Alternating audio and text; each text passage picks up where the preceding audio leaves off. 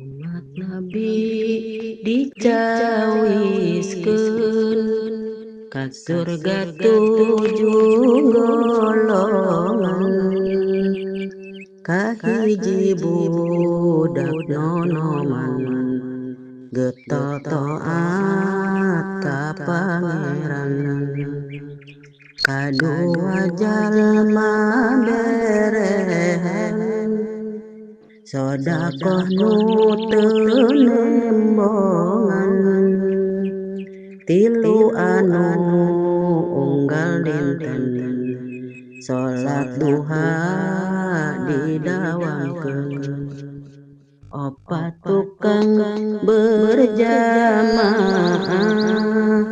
sanajan loba kariweuh, leungit dunya henteu nyaah batan ninggal berjamaah.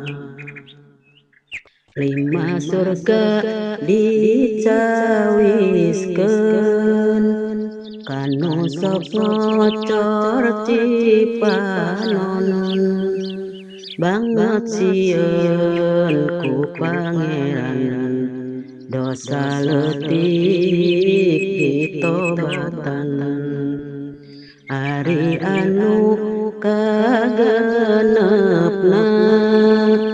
resep ngariung ulama, ngadangukeun pituturna hoyong bagja akhiratna.